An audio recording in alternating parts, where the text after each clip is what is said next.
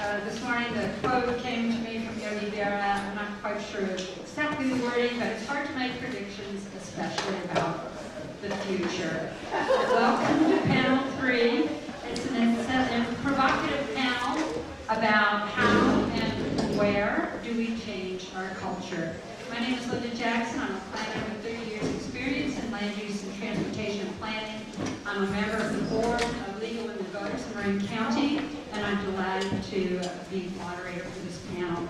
Today we have 3 people who are going to give us their insights into changing cultures. Welcome Krute Singa from the San Francisco Department of the Environment, Mary Lim-Lampe from Genesis, and John Boesel from CALSTART. They will each be speaking about their work with changing transportation in the Bay Area. So to start off, we have Krute, Senior Transportation Coordinator with San Francisco Department of the Environment. She is going to look into her crystal ball and see if indeed agencies can be agents for change. Thank you, and thank you for having me here today. Is the sound quality okay? All right, my name is Krute Singa. I'm with the Department of the Environment, but today I'm going to be talking about how the City of San Francisco and our departments have been working collaboratively on creating behavior change. So I think we're all aware of the problems. I'm not going to go into what climate change and its effects on our environment. And I think you guys are also aware of that in the Bay Area, we have also increased the amount of greenhouse gas emissions significantly over the last 5 years. But in the Bay Area, we also know that 40% of our greenhouse gas emissions come from the tailpipes of our personal vehicles and light-duty trucks.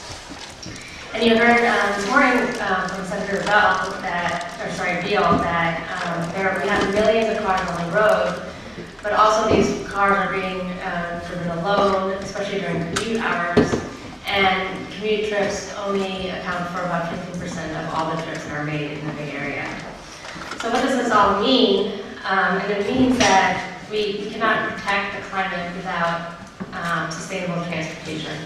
And this means that we as a city, as a region, as a state have to work collaboratively together to achieve any impact on the climate.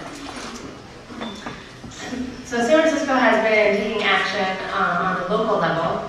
Our city departments have been working together to establish a climate action strategy which lays out that the city will get to a 25% reduction in greenhouse gas emissions below 1990 levels by 2017, then 40% by 2025, and then finally 80% by 2050. And to get to these goals, we have our 0, 50, 100 roots framing. So zero waste by reducing, recycling, reusing, and composting. 50% of all trips by sustainable modes. 100% renewable energy, and roots, which is carbon sequestration. So focusing on transportation, the goal is to have 1 out of every 2 trips taken in San Francisco be by modes other than recycling, reusing, and composting. 50% of all trips by sustainable modes. 100% renewable energy, and roots, which is carbon sequestration. So focusing on transportation, the goal is to have 1 out of every 2 trips taken in San Francisco be by modes other than the personal vehicle. So encouraging walking, biking, taking transit, and ride sharing. The other 50%, we would like the vehicles to be running on electricity or other renewable fuels. So I'm happy to report that we've actually reached our 50% goal. Our residents, our commuters, our visitors are already walking, biking, taking transit, carpooling for most of their trips. And we got to 50% much faster than we thought, but we want to keep it here, especially with the growth in housing, in jobs, and our population. We also got to 50% due to a variety of initiatives implemented over the past 5 years. through a joint effort of many of our city departments, including our San Francisco Municipal Transportation Agency, our SFMTA, the Planning Department, Public Works, and our Congestion Management Agency. So how did we do it? We gave and are continuing to give priority to transit on our city streets, and especially in high volume corridors. And this is by painting the lanes red and thereby denoting that it is a transit and taxi lane only. This has actually increased speeds for transit and has also increased reliability for the system. And as a result, transit is a more faster and attractive option for people to travel around. We have implemented a series of separated bike lanes and have painted them green. And we have seen a significant increase in biking. And I think my favorite statistic is from our Market Street improvements, which is what's shown in the picture here. That in 2010, there were 3 cars for every 1 bicycle, and in 2015, there were 3 bikes for every 1 car. So just with a little paint and giving priority has been quite helpful in helping people take that extra step and change their behavior. And the painting sounds very easy, but actually it took a change in federal law to actually paint the roadways. So I think this shows San Francisco's commitment to behavior change and to give priority to sustainable modes in cost-effective and very fast ways. We're also giving safety a priority, so we're making it safer for all road users to use. We're making it safer for all road users through our Vision Zero efforts, which is a concept that Sweden implemented 10 years ago. And the goal is to create a culture that prioritizes traffic safety to ensure that mistakes in our roadways do not result in serious injury or death. And so the result of this collaborative citywide effort will be safer, more livable streets. And we're hoping to eliminate the traffic fatalities overall by 2024. And we're also not the only ones in the Bay Area who are implementing Vision Zero efforts. San Mateo, Fremont, and San Jose are also taking initiative. Also throughout the Bay Area, the Safe Routes to School programs are encouraging school commutes to be more active and making street crossings and traffic speeds to the scale of children. So this shown in the picture here is an example of a walking school bus that has helped reduce driving rates and contribute to student health and academic achievement. We're also prioritizing our customers' experience to remove barriers and increase confidence in using the transit system. And the Bay Area really has been the leader in providing their data as open source to developers. And this has yielded a number of real-time transit arrival and route planning apps for all types of transportation options. And they've been created by private developers, and in some cases by our own government agencies. The one here, shown here, Muni Mobile, was released by SFMTA, and the app, among other things, lets you buy tickets on your phone and for your whole family just through one mobile device. We have also made parking costs and space data available so that drivers can locate a spot quickly, thereby reducing frustration, distracted driving, and then also emissions from circling around to find a spot. And I mentioned the private sector has also developed a number of apps. For example, some of them use the GPS data on your phone to find the best transportation option for you and gives you the travel time estimate as well as the cost. Now for those who drive, we're also providing the infrastructure to drive the cleanest car possible. In San Francisco, there are over 300 electric vehicle chargers in over 100 locations.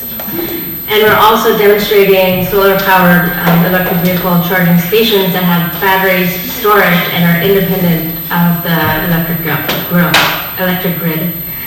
And additionally, we're implementing mandates for new developments to incorporate EV charging infrastructure. And I think the biggest challenge in San Francisco right now is how to provide EV charging access to existing multifamily units, which is the majority of dwelling units in San Francisco. So infrastructure, both physical and digital, is not the only way we're working towards our climate action goals. We actually do provide direct outreach to the city's residents, businesses, and commuters to provide them tools they need to navigate the transit system, feel safer biking, and then also live a car-light lifestyle. So shown here is an order form from a pilot program we're currently working on, where we reach out to neighborhoods and tailor offerings to them. So the residents get this order form and they tick off what information they would like. They then get it and send them back a customized travel package. And in addition to this program, we're also going to be launching a program targeted at new residents to show them how to use the city's transportation system so they don't default to driving alone. And with the economic and housing growth in the city, we feel that this is an important segment of the audience to reach. Just very quickly, since I'm running out of time, we also have partnerships with developers to achieve a complete transportation network. Developers are part of the solution towards an integrated transportation system. And to that end, we have parking maximums, not minimums, and we even allow buildings to be developed without any parking. We allow off-street parking to be converted into a car sharing space. And they're a great partner. So with that, I will conclude. And thank you for the timekeeping. Thank you, Krute. Our next speaker works with Genesis, which is a community of organizations that work together for access to opportunity, health, and quality education. And Mary Lim-Lampe is going to talk about how we can make affordable access to education, a reality. So I just want to do a sound check. Is this okay? Yeah. Okay, great. Thank you for the introduction, and thank you to the League of Women Voters for the opportunity to speak today. I've been a community organizer for 10 years, and Genesis is part of the Gamaliel Network, which is based in Chicago, and is the organizing network that hired and trained President Obama to organize in the south side of Chicago. Our mission is to build a coalition of a broad base, mostly congregations, but as part of our membership, we do have the Amalgamated Transit Union 192, which is AC Transit bus drivers, to basically work on social justice campaigns. And I love this question, how do we make access more affordable? When I was thinking about this, I decided to use the acronym of the day, which I love, which is BALD, Bay Area League Day. And I decided just to use that because I thought it was a really good frame. The first is B, which is bold.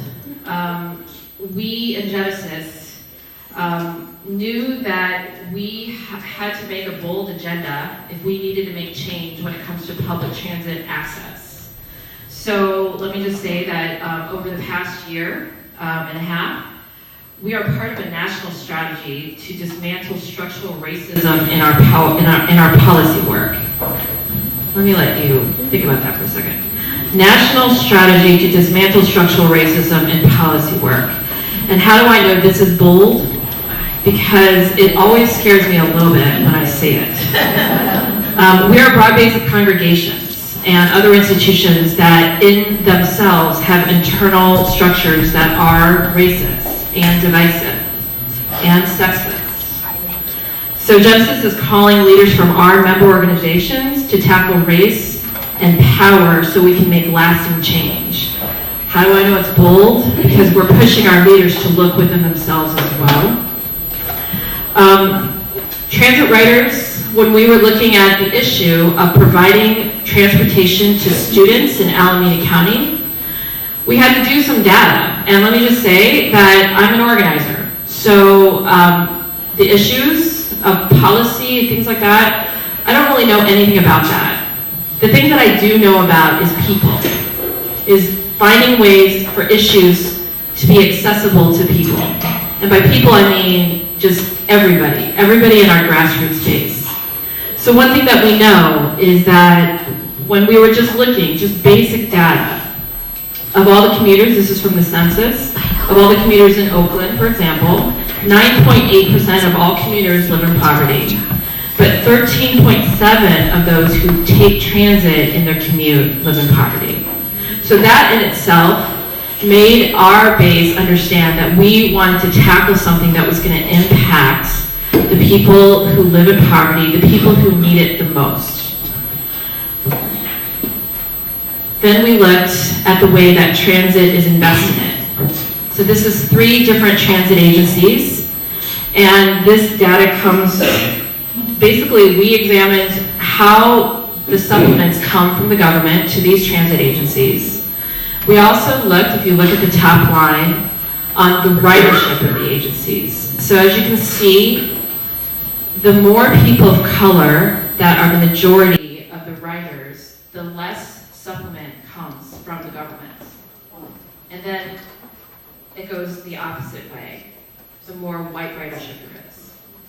So just this slide activated our people. That was enough to activate our people. That is why we have to be bold with our organizing and our activism. We have to get people activated, angry, agitated. Which brings me to A, which is action. So this is a bunch of our youth talking to the County Transportation Commission about why they want the youth bus pass to be a free youth bus pass, not just for low-income youth, but for all youth. Action is it's probably the sexiest word in organizing, because we do not want to create a bunch of people who navel gaze or stare at the internet and look at data and just throw their hands up and just feel despair. We want people to look at data, figure out, the power analysis of what we're facing and what we want to change, and do something about it. So action is huge for us. We believe, like Richard Marcantonio said this morning, we have to change the paradigm of the lack of affordability by engaging leaders, like this young woman, Octavia, who we provided her training, we gave her an internship. She's been working with Genesis since she was 12 years old. She takes transit everywhere she goes to get her and other leaders like her in our base to act. Now, for example, 5 years ago, we began this campaign to fund a youth bus pass in Alameda County. This campaign gave our leaders a vehicle to act, to get commitment from public decision makers like the Office of Education from Alameda County Transportation Commission, the commissioners, and finally in 2014, the voters, to get approval for 70% of the voters in Alameda County for Measure BB, which provides $15 million towards the youth bus pass. This was a huge win for us, but it was a huge learning for our leaders. Measure BB is a regressive tax. We had to sit there and look at each other and say, is this the way that we're going to fund this program that we believe in so much? So we did a lot of sweating. We had to really talk it through. And these were very hard discussions. Which brings me to L, which is listening. So this for me is a culture shift that worries me. I mean, it's the thing that keeps me up at night, and how we as people are so divided from one another. And we are actually being called to divide ourselves even further from each other. Just think about this for a second. What about the internet? What about the ways that we connect with each other? Social media is a wonderful tool, but it also has caused this sort of talking at each other rather than talking with each other. So as an organizer, the thing that I sweat about in the union halls, in the sanctuaries, with the people in the pews, is how do we turn to each other and look at each other and hear from each other. What it's really going to take to win is for us to build relationship amongst each other. So listening is a huge deal. The final is democracy, D for democracy. Now, these are students, high school students. We activated 75 students to go for the final meeting where we were going to hear about the program for the Youth Bus Pass to the Alameda County Transportation Commission. So if any of you have ever been to an Alameda County Transportation Commission meeting, they go about 2 hours long, and usually people don't walk out looking like that, okay? So it was sort of a minor miracle that we got them as excited as we got them. It's because we told them the story about how they could use their voices, their stories, to make change. We painted the picture of what it could look like. That for me is the expression of democracy that gets me up in the morning. That I'm hungry to make happen for everybody I come in contact with. Democracy. Why is that important? Well, we need to build power. In order to make change, we need to build power. I know that the League of Women Voters knows how to do that. They have demonstrated that. So I was talking about this over lunch, how one of the things that we did when we were talking to the students about Measure BB is we engaged the League of Women Voters. And I had all of our youth do a scan of who the League was. Because, as most of you know, we have an education problem in American history, and so a lot of our people do not know. So what was really great for this opportunity was especially our young women, to get a scan, and so they could develop the mad respect that they have for a group like the League to show how when you build power, you can win. So to conclude, because I'm getting that 30 seconds, I have 3 things, 10 seconds each. Public transit advocates needs to be afforded a place at the table. Often this is a policy area where only policy experts can attend.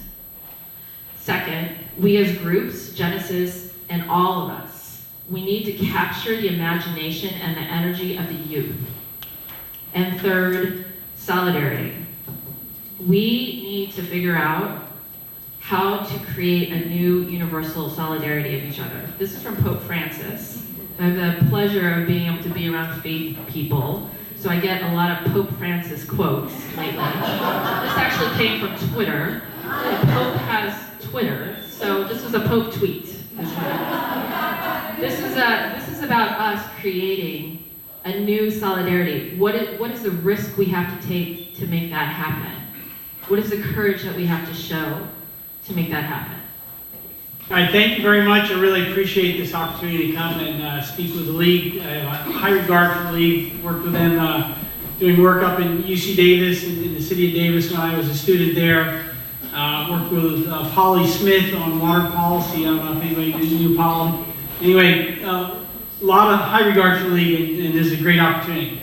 I do want to talk about, they've been asked to talk about the future of trucking and moving goods. Let me just take this question of the drones right out from the beginning. This morning I walked out to get the newspaper, and I heard this buzzing. And I go, it's warm, is this spring? And wow, there's a bunch of bees early. But gosh, that's great. But then I looked up and I realized it was a damn drone. So I personally don't think we're going to see drones anytime soon delivering packages, and that's okay with me. But I do think, and what I'll talk about are the future of trucks and how we can get much cleaner, more sustainable trucks. I do like to always start off my presentations with a copy of our headquarters building, which is in Pasadena. I work here out of our Richmond office, about 5 minutes from here, 10 minutes. But I like to point out, as a nonprofit group, first of all, we were able to buy our own building, which is a great accomplishment. And then secondly is we've got an 84 kilowatt solar system there that provides all the electricity we need on an annual basis, including charging 5 cars on a daily basis. We're an organization, we represent 150 different companies ranging from Tesla to General Motors to Freightliner, UPS, and a bunch of great startups you haven't heard about yet. All working to develop clean, low-carbon transportation and move us away from our dependence on oil. One of the exciting things, and this slide's a little bit hard to read, but basically all those dots represent a major office of a car company or a major automotive supplier in Silicon Valley. And this has really happened all in the last 5 years, and it's showing the growing influence of California on the future direction of the automotive industry. And this is really a good thing in many ways. I know I'm talking about trucks, but I don't want to talk about one of the stars of our industry and stars of what we try to do here in California is to say that not only can we have clean air, not only can we reduce greenhouse gas emissions, but we can create great jobs and new economic opportunities for the people of the future. And Tesla, people think of it, thank you. People think of Tesla as a luxury car maker. I think of them as the future of affordable electric vehicles, making the other car companies move so much faster and further. And it's great that Tesla has 9,000 jobs in California alone today. That number is growing. They've jumped over the hill into the San Joaquin Valley. They have another manufacturing facility in Lathrop, which is an area that is really in need of jobs and economic development. And I just want to point out that I don't think General Motors would be talking about a 200-mile range electric vehicle on a single charge for about $30,000 after the federal tax credit were it not for Tesla. They are pushing, they are making the other car companies move faster, further, and this is really exciting. So I'm looking to buy that car or the Tesla Model 3 next year. One of the great things that is driving the more innovation and efficiency in the truck sector is the leadership by the community organizer, formerly now our President Obama, who has set for the first time ever standards for trucks. We never had a fuel economy standards for trucks. Later this year, we'll see round 2, the second phase of the standards set by the EPA and NHTSA. So that is driving efficiency, helping lower emissions in the trucking sector. I am very excited. I want to talk just quickly about buses because there is a revolution going on in the bus technology world. And we were very pleased that we've been able to get the federal government and this Congress, this Republican-dominated Congress in December, in the new transportation bill set aside $55 million a year just for the purchase of low and no emission buses. So this is primarily, what that means will be electric buses, like this company called BYD. It's a major Chinese firm that moved to Los Angeles County to set up a manufacturing plant. They're building all electric buses. Stanford has about 15 of them in operation, zero emission buses, operating very well. There's another firm called Proterra that was in South Carolina. All they make are electric buses, just like BYD. And they have moved basically from South Carolina to California, setting up a plant in the City of Industry and expanding their R&D facilities in Burlingame. So we now have 2 new bus players that are making nothing but electric buses. So they have nothing to sacrifice if electric buses really eat into the market. So this is going to be driving a lot of innovation. And there's also hydrogen fuel cell buses, and it's great to see the chairman of the AC Transit Board, Chris Peoples, here, who has really helped lead the development and use of fuel cell transit buses. Again, zero emissions. And just that building up there in the upper corner there, that is the NFL Football Hall of Fame. And what's really exciting about it is we're working with the transit property that serves the NFL Football Hall of Fame. They're getting 10 fuel cell buses, so people in the future will be going to the Football Hall of Fame in fuel cell buses, helping to popularize the notion. So I thought on Super Bowl weekend here in the Bay Area that would be worth noting. And then some of you may have seen, by the way, the fuel cell car that Toyota now has and is leasing in the market. And these are just a picture of all the cities and transit properties around the country that are deploying zero emission buses, including some in unlikely places like Texas and Kentucky. So this is not just a crazy California thing, it is spreading across the nation. And let me just back up. The reason why I talked about buses when I'm really supposed to be talking about trucks is that the technology we're seeing it get developed, tested out in the transit market. And I know this is not the purpose and mission of the transit industry, but this is what happens. We saw with natural gas. That technology really got proven, developed in the transit sector, heavily subsidized, good people with not necessarily a total bottom line orientation making the decisions, help prove out the technology. Then the trucking industry, once it's proven out, costs come down, they will adopt it. So we saw that with natural gas, we saw it to a slight degree with hybrids, but I think we'll start seeing this technology move from the bus sector over into the trucking sector. So that's why I'm so excited about firms like BYD and Proterra. I think they will be moving that technology over into the trucking sector. And that, when we get zero-emission trucks that really impact port areas, communities of color, that's we're going to see some really tremendous benefits and opportunities there. I just want to then just quickly talk about what is going on in the trucking sector. There are some great firms like Frito-Lay that set in 2008 a goal to cut their fuel use by 50% by 2020, and they are on track to do that, using a combination of natural gas, electric, hybrid, etc. UPS, last year, they bought more natural gas buses than diesel, not required to, they're just moving in the right direction. There are hybrid trucks like these ones built by Hino that are out there, can cut fuel consumption by 25 to 30%. Cummins Westport has come out with a new natural gas engine that is 90% cleaner, 90% fewer NOx than the current diesel standard. That's just become available. That can be used now on natural gas buses. And what's really exciting about that is there is now something called renewable natural gas, where you take biological material, you put it in a digester, you let it cook for about 3 weeks, then you pull out the methane from that. And then you can power vehicles on it. The Swedes have been doing this for about 10 or 15 years. We're just starting to get this ball rolling in California. But if that methane normally from biological material decomposes, releases into the atmosphere, it's a highly reactive greenhouse gas. And so there's a big new emphasis on controlling methane emissions. So when you combine renewable natural gas with these engines that are 90% cleaner, it's very exciting. I gotta hit my time limit here. So let me just say that also this technology is moving into the off-road equipment. We can now start seeing green contracts for public works. That's possible now. We've got hybrid technology there. Let me just skip over that one given my time constraint. Oh, that's a really good project. And just say that a key factor here is the California Greenhouse Gas Reduction Fund, the cap and trade money. $2.5 billion a year that we have.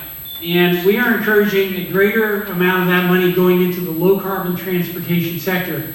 Because when you invest in these kind of technologies to reduce greenhouse gas emissions, you get clean air, you get economic development, and these vehicles like these buses can be targeted toward disadvantaged communities and really benefit them. So I encourage you all to get our legislature. They've only allocated about 20% of last year's cap and trade money. Urge them to get that money out the door right away. There are a lot of great projects to do. Consider. Thank you very much. I'm going to start off with the question on my own first, and that's for following up on the previous section, the previous talk, which was discussing how the director of Uber was willing to lay off all of his employees, so your money can go directly to his pocket. But then I thought, well, what do the drivers do for a living? And with bus drivers, if they're all replaced by automatic buses, what does that mean for the transportation sector? And I'd be curious to hear your thoughts about what happens as these technological changes come to the transportation world to those who work in the transportation world. I think that's a great question. I think, we are quite concerned now about the single occupancy vehicle. Now there's this new phrase of a zero occupancy vehicle, a ZOV. And my feeling is, if we thought a SOV was bad, a ZOV was really bad. So I think public policy needs to be really careful about this whole topic. And do we really want to have a lot of zero occupancy vehicles running around? At the same time, I think we do need to be open to the idea of new mobility systems and services that could really eliminate the need for car ownership for a lot of people. Open up streets so that there's less parking. There are some opportunities there, so I don't know what it's going to hold, but I think we need to be careful about it, but also open to new possibilities. I'm just going to say it hasn't even been in our radar because so many of these companies provide services that are just not accessible to low-income families. We have families who can barely get on the internet on a regular basis. So, to be able to have a phone that, with an app that connects to a service is just something that it's just not even on our radar, but we are about racial and economic equity, and also there's a lot of education level access that sort of is impacted here too. So I think that is something that we definitely worry about, because as things move forward, you have a group of people that get left behind. And who used the spatial apartheid phrase? It's my favorite phrase. Talk about apartheid. That it's just like an education apartheid. Okay, thank you. I have a question for Krute. I think this is right up your alley. Can you tell people about 511.org? It's a great planted question, thank you. 511.org, if you haven't heard of it, is a great website to find out traffic information, carpooling information, transit directions, and you can go on it and it plans you a trip from A to B, and several ways of how to do that, mainly by transit, and gives you the directions, the walking directions, it gives you bike directions, so it's a great tool. There's other tools out there too, just in terms of the technology question you asked before. I think there's a great way to integrate new technology into transportation, what we've been doing, and 511 is a great tool. Google also has transit directions, has bike directions. So it's a great way to kind of not only give out information, but then as automated vehicles comes into line, maybe thinking about a multimodal solution where we are trying to solve a last mile solution with integrating with our regional networks and our local systems into creating a fully networked transportation system for everybody. Okay, thank you. I have a question for John. This is extra time for him because the question is, what was the tiered project you skipped? Oh, it was so nice to ask that question. Another planted question. Let's see. There we go. Thank you very much for asking that question. How many people here have heard of the LEED rating for buildings? Oh, that's great. Okay. So that's a sustainability rating for buildings and giving builders a target for what kind of environmental performance they want to see for their buildings. We've never had a rating system like that for fleets. And what we've done is partner with a group called the National Association of Fleet Administrators, the largest professional fleet manager group in the country. And they contracted with us to develop a 4-tiered rating system where you can rate your fleet's performance. So for the good fleets that just want to figure out where do I rate and what can I do, they can voluntarily do it. We're hoping this program will expand and will have an impact like the LEED rating has on the built environment. We'd love at some point that we get the Walmarts and the Targets of the world to start requiring that the firms that service, that ship goods to their stores operate at the highest level. So we've got the 4 levels now. We're just starting to kick off this program, but it's a new tool out there that we really want people to be aware of, that they can demand that the fleets operate at the highest level of performance. And what's really great is we've got this mainstream fleet association to say those numbers should decline over time as we try to hit our 2050 greenhouse gas targets. So if you're in compliance today, it doesn't mean you'll be in compliance 3 years if you do the same thing. You got to keep working toward a lower and lower level of emission. Okay, thank you.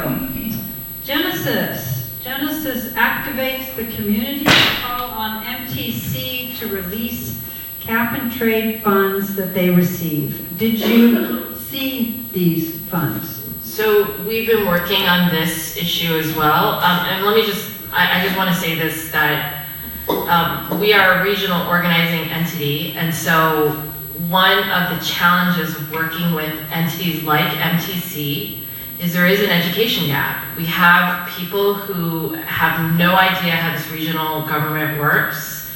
And transit policy is a little wonky. No offense to anyone in the room, no offense. It's a little wonky. There's a lot of acronyms. I get lost in the acronyms. And so I have a game where I try to make up new acronyms just because it's funny. But the cap and trade we see definitely as an opportunity. We have a vision in our network to have school transportation funded all over the state of California. So we don't want there to be a barrier to public school children to get to school at all, especially when it comes to transportation. So that is something that we're keeping an eye on. Okay, great. What or who has been the #1 obstacle to better fuel efficiency for trucks? What's been the obstacle to better fuel efficiency for trucks? Well, I think initially, prior to the Obama administration, there was no standard. There was no federal standard that they had to hit. So I think this is really in a case of very effective government regulation. The EPA, if you look at, going back to when President Nixon signed the Clean Air Act to today, how much cleaner cars got. That was all through regulation and standards. And then same with trucks. Pretty rare these days that we'll see a big diesel truck with a lot of black smoke coming out of the back. The new standards are so much, and the trucks are so much cleaner than they used to be. So I think the standards have really helped. But right now the biggest barrier is just the economics of low-cost diesel. If we stay like this, it's going to be really hard to hit the targets that we've all agreed to post-Paris. So that's why I think we need to think afresh about how do we, create that meaningful price signal at the pump so that we're realizing the full cost of our dependence on oil.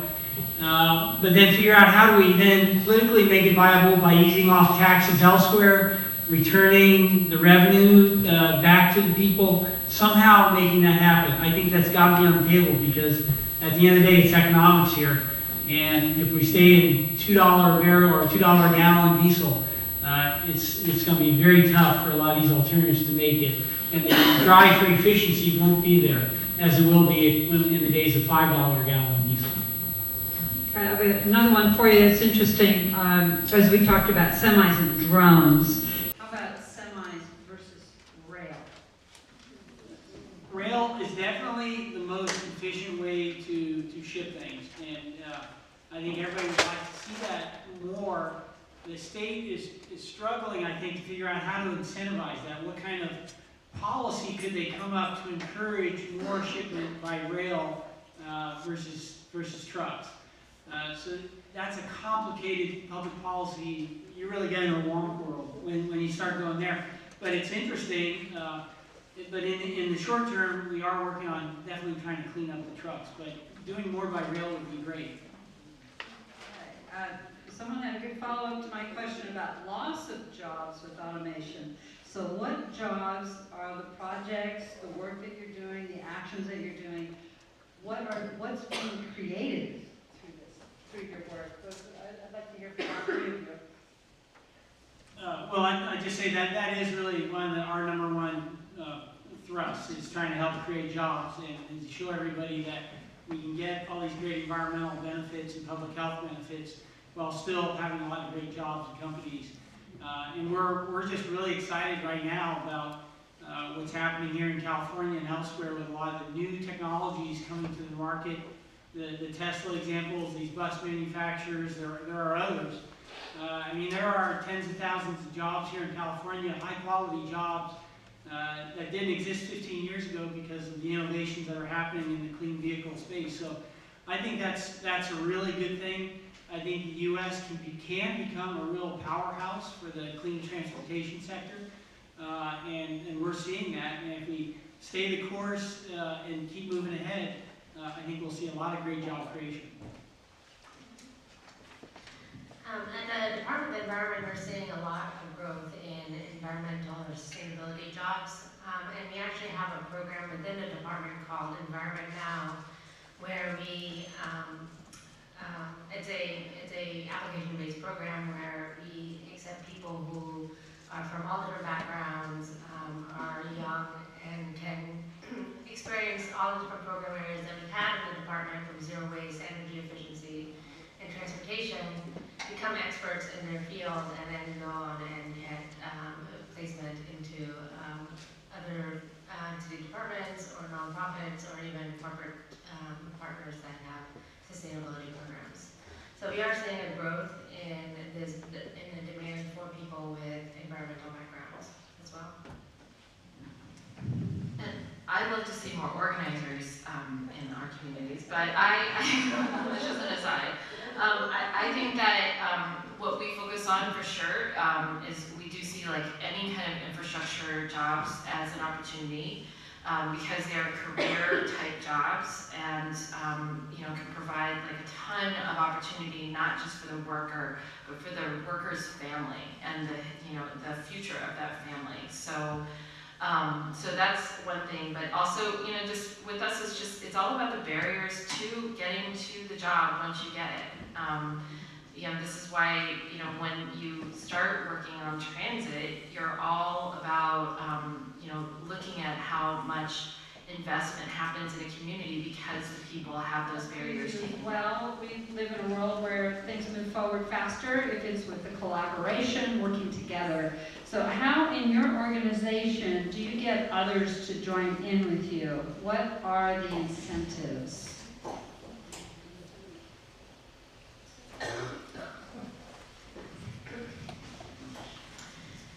So I presented from the perspective of the city, and I think, at least in San Francisco, and I think this is going on in the greater Bay Area, is that because funding is so limited, we need to start working together more collaboratively to address all the situation and the issues that are going on right now in terms of state of route repair and infrastructure crumbling to access for everybody. So that's really been the incentive on the public side. Also, then speaking from the Department of the Environment, we do have partnerships with corporations who have a sustainable mindset, and more we're seeing that corporations do want to partner with us to not only make their space more greener in whatever way they can in terms of energy efficiency, all the way down to production and reducing their packaging. But it not only obviously makes them look good, but it also makes them it makes them look good, I think is kind of the bottom line. But it also kind of sends out a message that if they can do it, then other people can do it, and it's not so costly that it's not replicable throughout the corporate world. We are a coalition, and we're also part of coalitions. So we are part of the Six Ones Network that Richard Marcantonio mentioned. And I just for pragmatic reasons, the reason that you should join together is because in the nonprofit world, in community organizing world, funders will not fund you unless you are with other people. There's just not enough resources anymore to fund single organizations who don't demonstrate that they can join with others. Our methodology is to find shared self-interest, shared goals, Sometimes, you know, in a lot of these, in organizing opportunities, it ends up being very transactional, like you turn out to my thing and I'll turn out to your thing. We want there to be a more sustainable alliance. So that takes a lot of work. And we have to, you know, build relationship, have, you know, hard conversations with each other when things aren't working. And the last thing is just, you know, a lot of reason why people become members of Genesis. Congregations become members because they know they can't do it all. They know that, you know, even if they feed the homeless on a Sunday, the second Sunday of every month, that's not going to change, you know, the paradigm. So they want to join with others so they can actually see change. So many times that's the reason that people join together in our organization. I think everything we do that's meaningful is done in coalition, finding big groups, coalitions where we all share a common objective. We may ultimately be all trying to get something a little bit different, but you know, finding those issues, those opportunities to work together. And our organization has just done that many, many times over the years. But the kind of issues we're tackling can only be done through big, effective coalitions. And I'm trying to figure out, you know, what's the coalition look like to address this price signal on the price of oil? Who are the unlikely allies we could recruit into that move or that effort? Would consolidation of our many transit agencies in the Bay Area change the culture and improve transit in our region?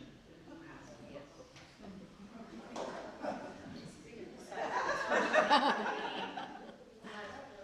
would be, I'm just really struck at like what that would look like. It would be heaven, for one thing, because just explaining the regional transit agencies and how they're all separate to just, you know, a regular person is really, really, really hard. But just the coordination of, oh my gosh, I can't even imagine. Because, you know, we work with transit writers and the coordination between the agencies would just be, you know, I'm lost. You know, it's already happening with the Clipper card. I think that has made traveling between our different transit systems much easier. And yes, all the transit agencies have some form of 40-foot bus, rail, and some of the infrastructure is the same, but when it comes down to it, the communities are very different. And they're all each very knowledgeable about their communities and how to put priorities to those communities. And I think that's where consolidation might be problematic.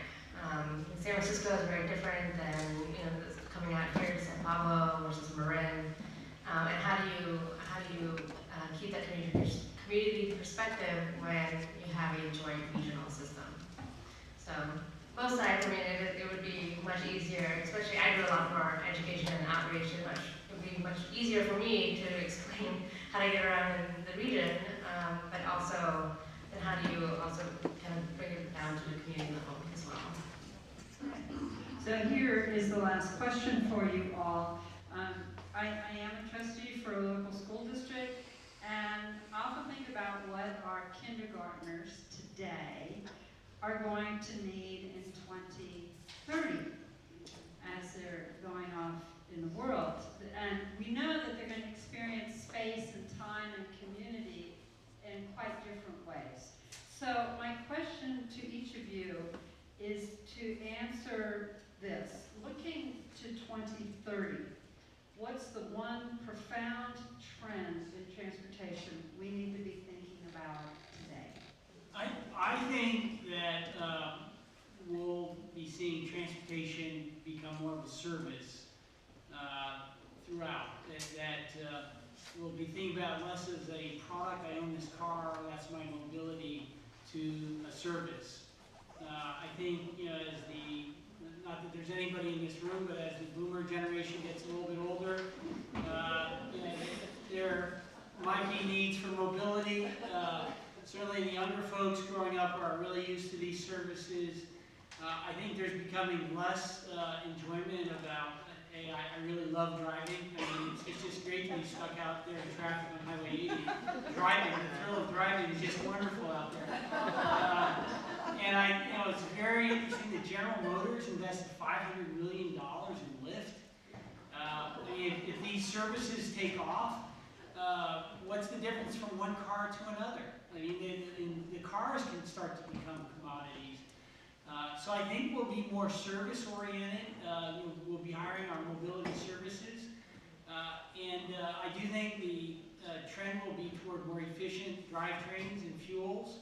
And I think we'll see, like we have in our headquarters building, more vehicles powered by the sun and renewables. So I think that is the really exciting part. The sooner we get those price signals going, the faster all that will happen. But I think we can go in the right direction. I'm generally optimistic. Mary? I think people will have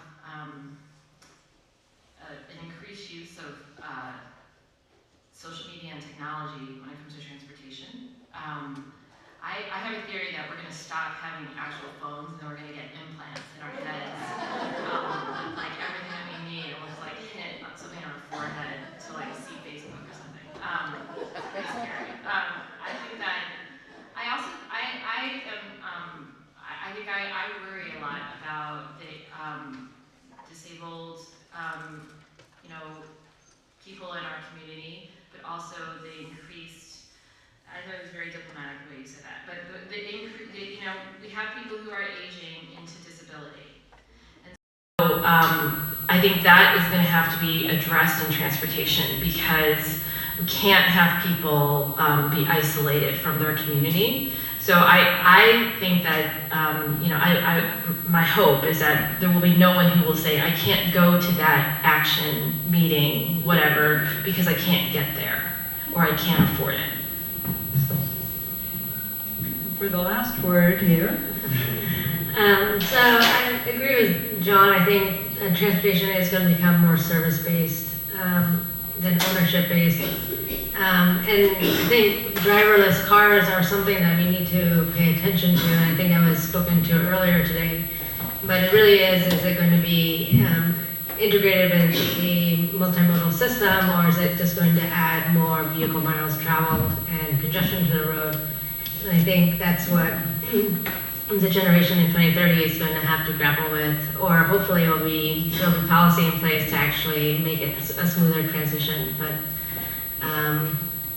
service and then driverless cars. Scary, but it's coming.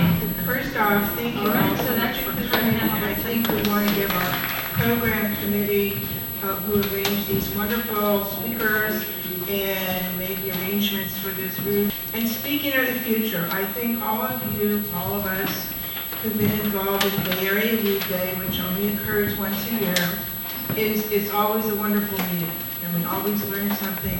So be ready to attend roughly this time next year. We don't have a topic, but keep in mind coming back to Bay Area Lead Day next year. So thank you all very much.